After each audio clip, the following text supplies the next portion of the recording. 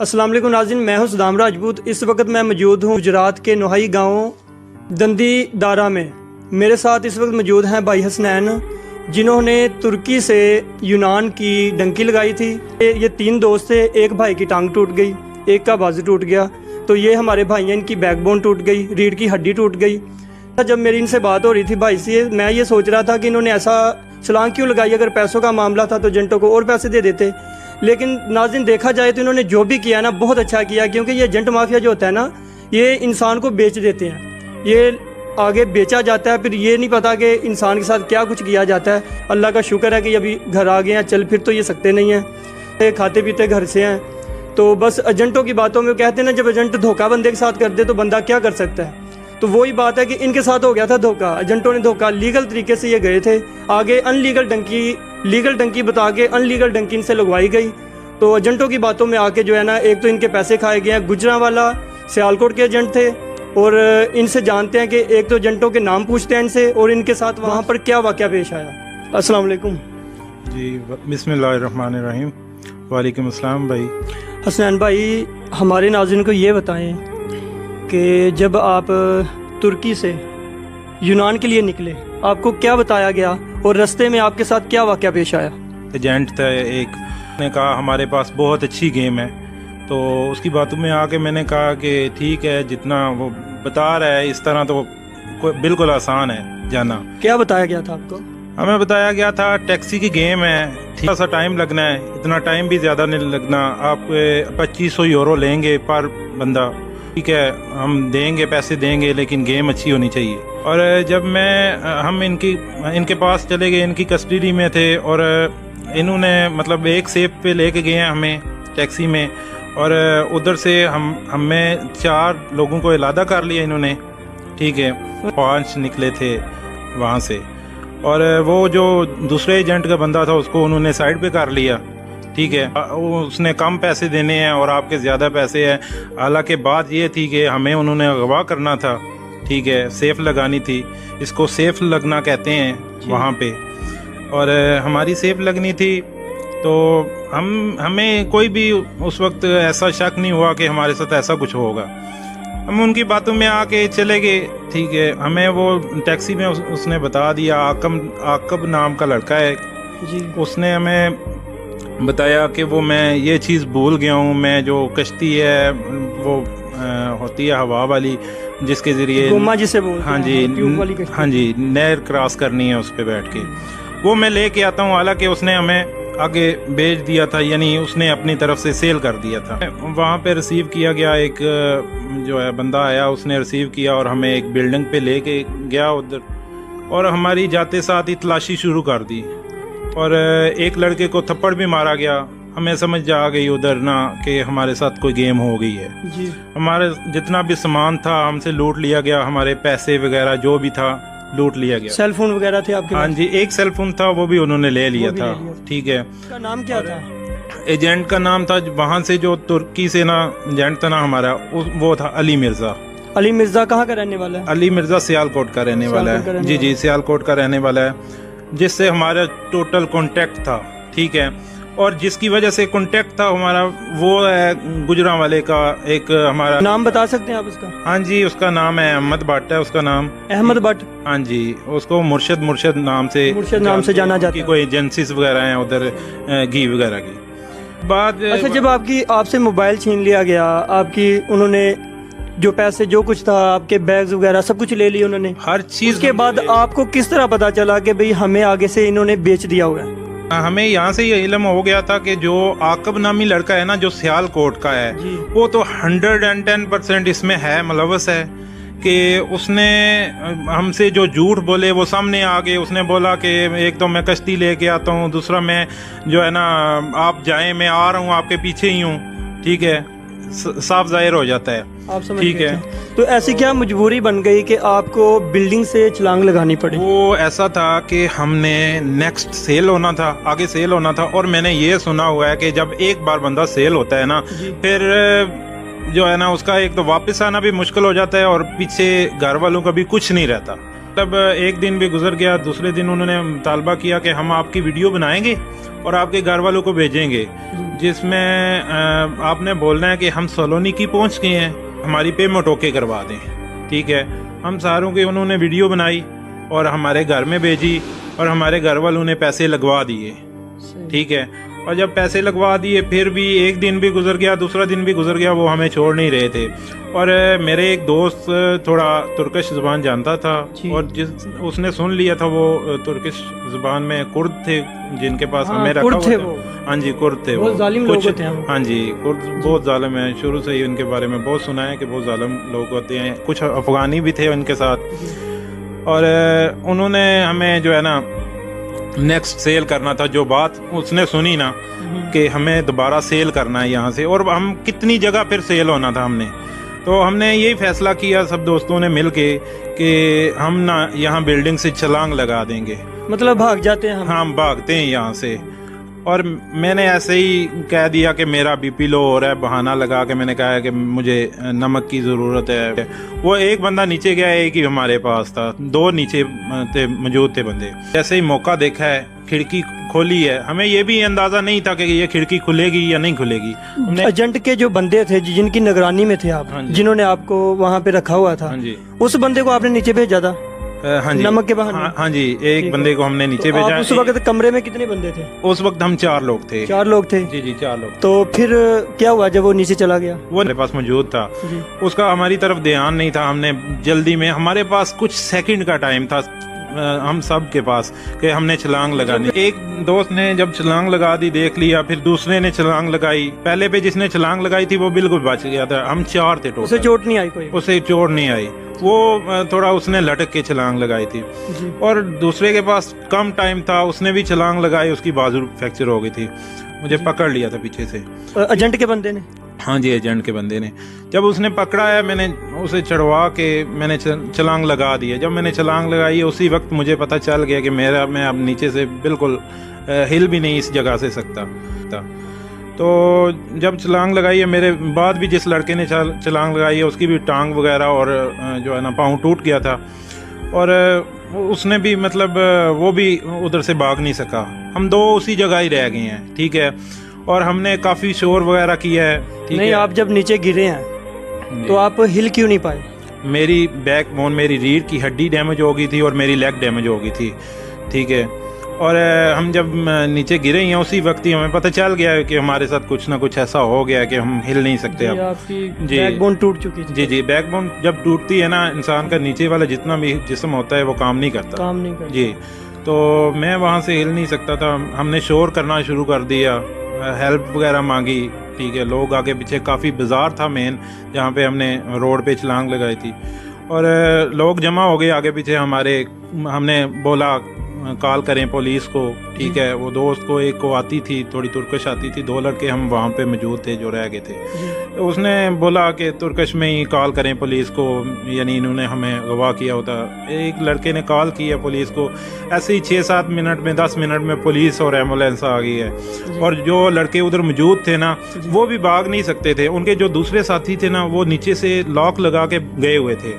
ठीक है, वो भी अंदर बंद हो गए थे। पुलिस आई है, उनको अरेस्ट किया। होश नहीं रही। हाँ जी, जो है मुझे हॉस्पिटल लेके गए हैं। ठीक है, उधर मेरे ऑपरेट्स हुए हैं, सर्जरीज हुई हैं, मेरे बैक बोन की और मेरी लेग की सर्जरी हुई है। ठीक है, तो 15 दिन का जो ट्रीटमेंट था मेरा UNO की तरफ था। UNO की तरफ से हुआ? हाँ जी, UNO की तरफ से हुआ था। वो समझ लें कि ये 1 करोड़ से भी ऊपर का ट्रीटमेंट था जो मेरा उधर हुआ। ये इसलिए कि मैं लीगल था, मेरी हेल्थ इंश्योरेंस थी। ठीक है, और जो लोग अनलीगल जाते हैं ना, ये मैं यही सोचता हूँ कि उनका क्या बनता होगा।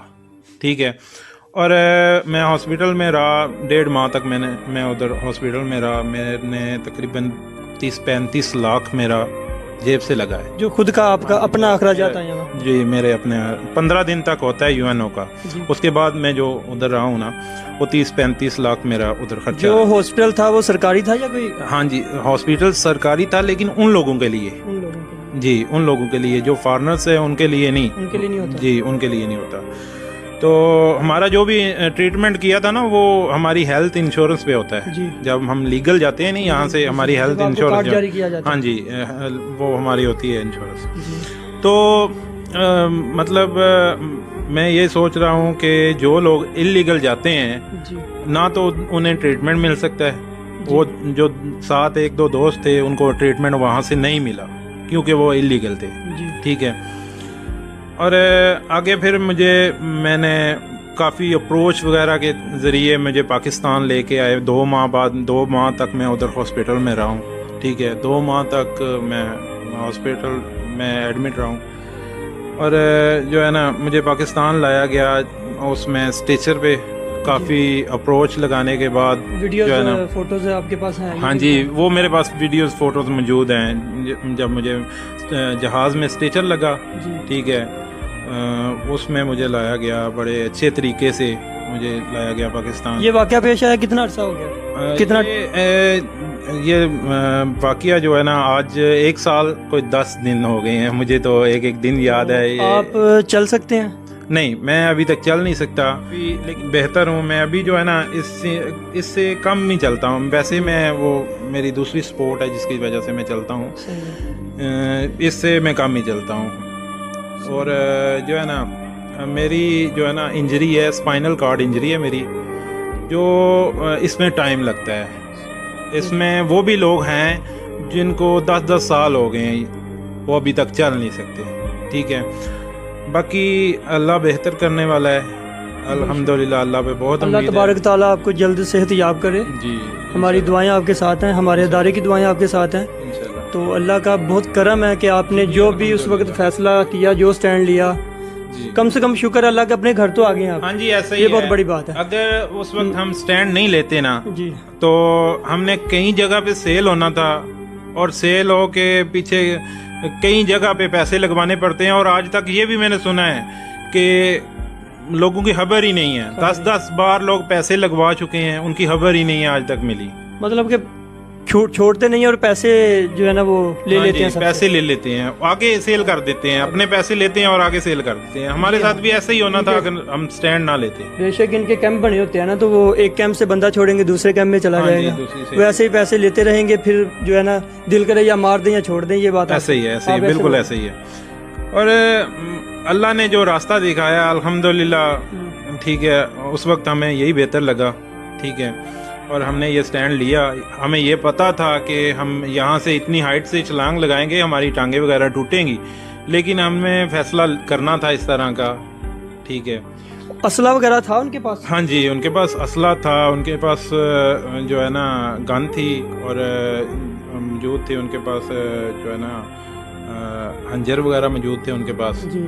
چاقو وغیرہ ہوتے ہیں. ہاں جی. اور جب انہوں نے دھمکی لگائی تھی نا ہمیں جاتے ساتھ انہوں نے ایک لڑکے کے کان پہ ایسے ہنجر رکھ کے تو انہوں نے بولا تھا کہ اگر یہاں سے بھاگنے کی کوشش کی یا کوئی بھی ہمارے ساتھ چلاکی کی تو اگلا انجام آپ نہیں جانتے. تو ہمیں بار بار مطلب وہ ڈیلی بیس پہ یہ کہہ رہا تھا. ایک جو بندہ تھا ہم یہی کہہ رہے تھے اب پیسے لے لیے ہمیں چھوڑ دیں. وہ کہتا ہے بیٹا آگے دیکھو ہوتا ہے کیا.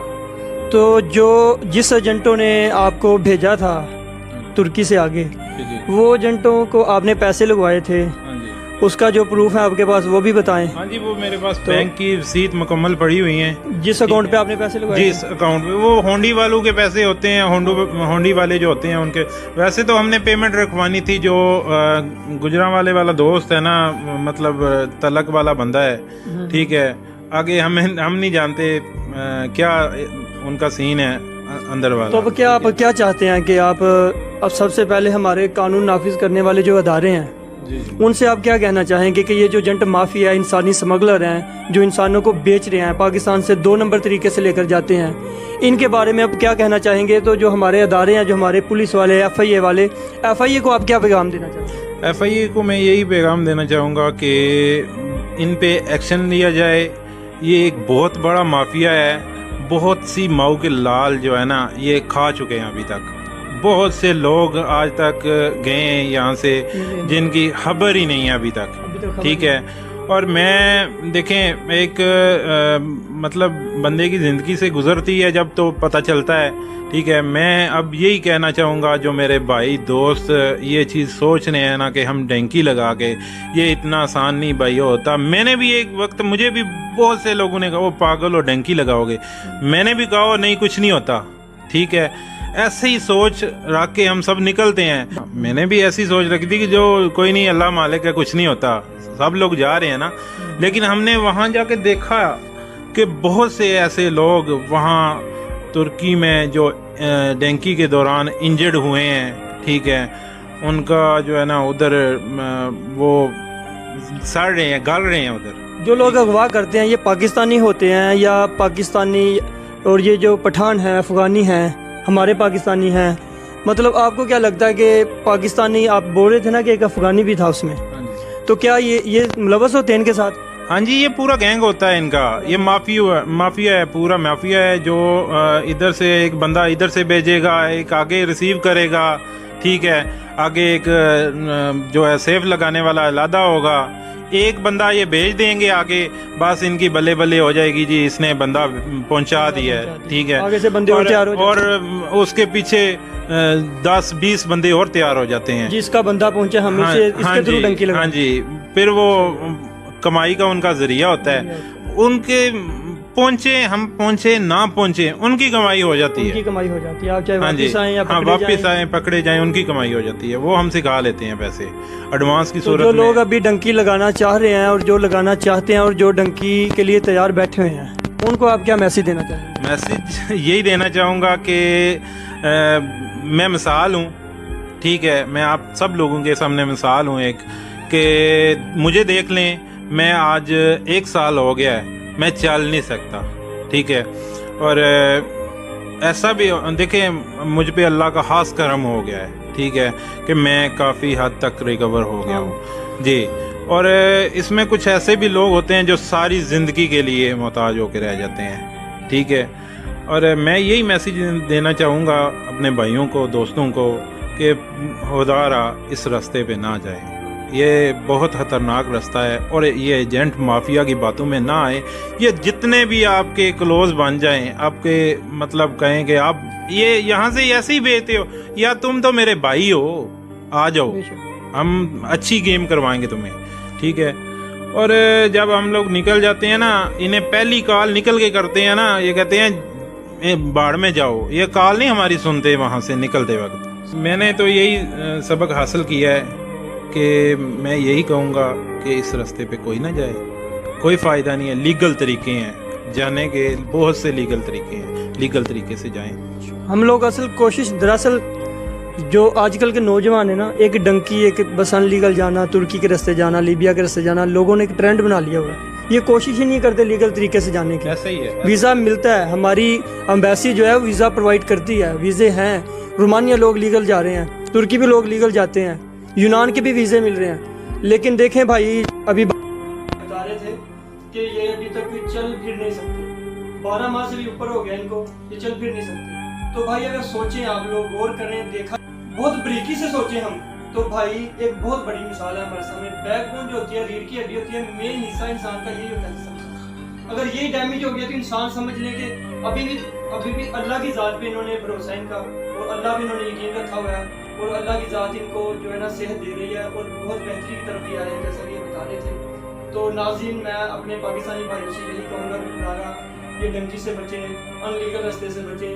ان لیگل ڈنکی لگا کر بھی آپ کے اتنے پیسے لگ رہے ہیں، تو آپ کیوں نہ لیگل چلے جائیں. آپ دیکھیں نا، 4 سے 5 لاکھ روپیہ ترکی کا لگا رہے ہیں. اگر آپ ویزا لے کر بھی جائیں تو 6 لاکھ روپیہ آگے سے یونان کا دے رہے ہیں، پھر یونان سے آگے سربیا کا آپ 6 لاکھ روپیہ دے رہے ہیں، پھر سربیا سے آگے ہنگری کا آپ 6 لاکھ دے رہے ہیں، پھر اس سے آگے جب آپ اٹلی جا رہے ہیں، اٹلی کا 10 سے 12 لاکھ روپیہ آپ بھی بندے کا دے رہے ہیں.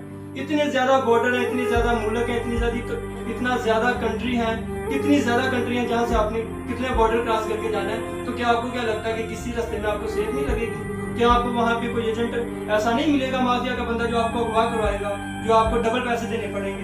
بھائی یہ بہت بڑی قسمت کی بات ہے. تو اب یہ ایک راستے ہی ان لیگل ہے، تو آپ ان لیگل راستے کو چھوڑیں، تو آپ لیگل طریقے سے جو ہے نا جائیں. ہم یہ نہیں بولتے کہ آپ یورپ کی طرف نہ جائیں، لیکن آپ لیگل طریقے سے جائیں. اسی کے ساتھ مجھے دیجیے اجازت.